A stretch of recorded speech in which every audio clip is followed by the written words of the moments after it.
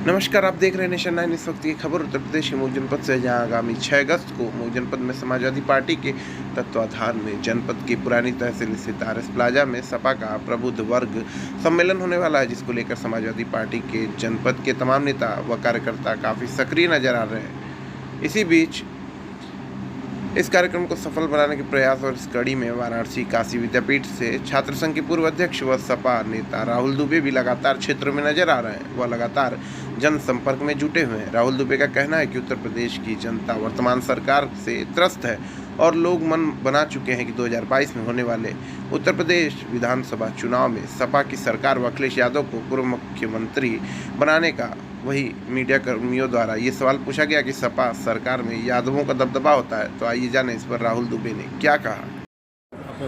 अपने बारे में बताएं, किस तरह राजनीतिक जीवन में आपने कदम रखा, कहाँ से शिक्षा दीक्षा प्राप्त किया? देखिए, हमारी पूरी शिक्षा दीक्षा बनारस हुई है और मैं काशी विद्यापीठ जैसे ऐतिहासिक विश्वविद्यालय में छात्र संघ का इलेक्शन लड़ा और मैं वहाँ से जीत के अध्यक्ष हुआ। उसके बाद से उसमें भी भाजपा ने जितनी ताकत उनको लगानी थी हमको हराने के लिए, भाजपा के बड़े बड़े मंत्री, चूँकि वो मोदी जी का संसदीय क्षेत्र है, उनके जितने बड़े स्तर के मंत्री थे सब लग गए थे हराने के लिए, लेकिन उसका कोई प्रभाव हमारे ऊपर नहीं पड़ा और ऐतिहासिक जीत काशी विद्यापीठ से हुई। और उसके बाद हम लोग सक्रिय राजनीति में हैं और अखिलेश जी के हाथों को मजबूत करने का काम लगातार कर रहे हैं। तो इस बार क्या देखा जाए, दिल्ली के बाद उत्तर प्रदेश में आम आदमी पार्टी कदम रखने जा रही है और उनका दावा है कि काफ़ी सीटों पर उनका कब्जा होगा। ऐसे में समाजवादी पार्टी को काफ़ी चुनौतियों का सामना करना पड़ सकता है। एक तरफ बसपा, एक तरफ आम आदमी पार्टी और ओवैसी की पार्टी भी आने वाली है। देखिए, समाजवादी पार्टी अखिलेश यादव जी के नेतृत्व में वो चुनाव लड़ रही है और अखिलेश यादव जी को मुख्यमंत्री बनाने के लिए जनता एकदम व्याकुल है। किसी का कोई फर्क नहीं है, अखिलेश यादव जी मुख्यमंत्री बनने जा रहे हैं 2022 में। तो क्या आपकी पार्टी गठबंधन करेगी छोटी पार्टियों से? देखिए, ये राष्ट्रीय नेतृत्व का फैसला है, इस पे अभी मेरा बोलना ठीक नहीं है कि गठबंधन किससे होगा किससे नहीं होगा, ये हमारे राष्ट्रीय अध्यक्ष जी तय करेंगे। सिस्टम जो चल रहा था, बहन मायावती ने चलाया था, वही फिर सिस्टम फिर लेके आ रही हैं। बहन मायावती जी का सोशल इंजीनियरिंग सिस्टम पूरी तरीके से ध्वस्त है, फेल है। वो सत्ता के बाहर ही रहेंगी, सत्ता के अंदर अब नहीं आ सकती हैं।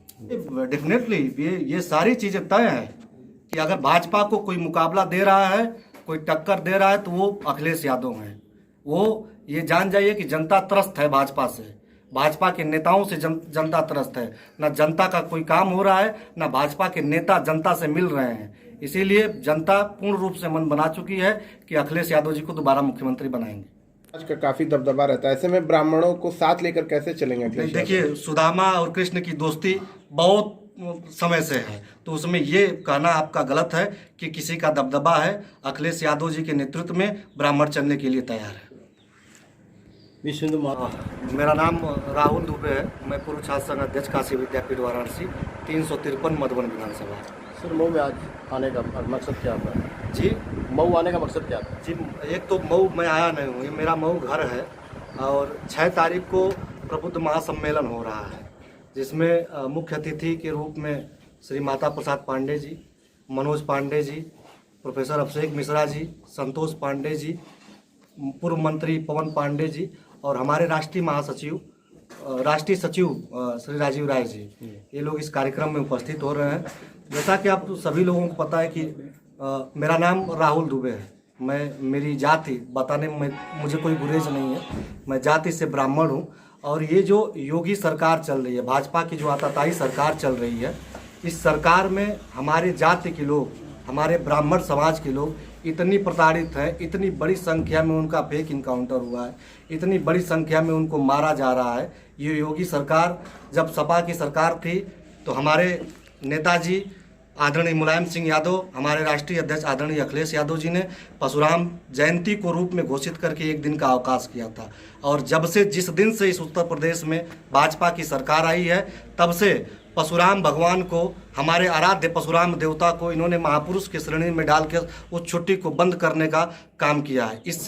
इससे बड़ा अपमान पूरे ब्राह्मण समाज में कोई नहीं हो सकता है। इसके नाते 2022 में आने वाला अगला चुनाव 2022 का है, 5 से 6 महीना बचा है, उसमें हमारा पूरा समाज, पूरा ब्राह्मण समाज अखिलेश यादव के साथ एकदम कंधे से कंधा मिलाकर उनको मुख्यमंत्री बनाने के लिए परिपक्व एक लाइन में खड़ा होके इंतजार कर रहा है कि जिस दिन वोट ईवीएम से वोट दबाने की बारी आएगी, इतनी बड़ी संख्या में साइकिल पे वोट ब्राह्मण समाज, चाहे और जाति के लोग और समाज के लोग इतनी बड़ी संख्या में साइकिल पे बटन दबाएंगे कि दोबारा 2012 से भी बड़ी लहर अखिलेश यादव की आने वाली है और अखिलेश यादव उत्तर प्रदेश के दोबारा मुख्यमंत्री बनने वाले हैं। बसपा सुप्रीमो मायावती 2022 के चुनाव को लेकर ब्राह्मण सम्मेलन कर रही है, तो क्या उसी कार्यक्रम को देखते हुए समाजवादी पार्टी ने इस कार्यक्रम को चुना है? देखिए, बसपा सुप्रीमो आदरणीय मायावती जी हमेशा ब्राह्मणों को यूज करने का काम किया। 2007 में उनका साथ ब्राह्मण ने दिया था, उसके बाद उन्होंने ब्राह्मण को दूध में से मक्खी की तरह निकाल के फेंकने का काम किया है। इसलिए ब्राह्मण उनके नेतृत्व पे भरोसा नहीं कर रहा है और ना आज तक आज इलेक्शन आने के करीब है तो मायावती जी को ब्राह्मण याद आ रहे हैं। अभी इलेक्शन बीत जाएगा तो मायावती जी को ब्राह्मण की जरूरत नहीं पड़ेगी। इसलिए ब्राह्मण ये जान चुका है कि हमारा भविष्य और हमको सुख दुख में साथ देने वाला अगर कोई है तो अखिलेश यादव है, और ब्राह्मण का भला कोई करेगा, चाहे ब्राह्मण के लिए कोई कुछ करेगा तो वो अखिलेश यादव है। तो क्या 1.5 अखिलेश यादव को भी आई आप लोग के बारे में? नहीं, अखिलेश यादव शुरू से ब्राह्मणों के हितैषी रहे हैं। मैंने बताया तो कि हमारे आराध्य, हमारे देवता भगवान परशुराम की जयंती पे एक दिन का अवकाश किया था आदरणीय श्री अखिलेश यादव ने। जो ये सरकारें वर्तमान में चल रही हैं, चाहे आपने मायावती जी का नाम लिया है, इस सरकार ने ब्राह्मणों का भरपूर रूप से अपमान करने का काम किया है।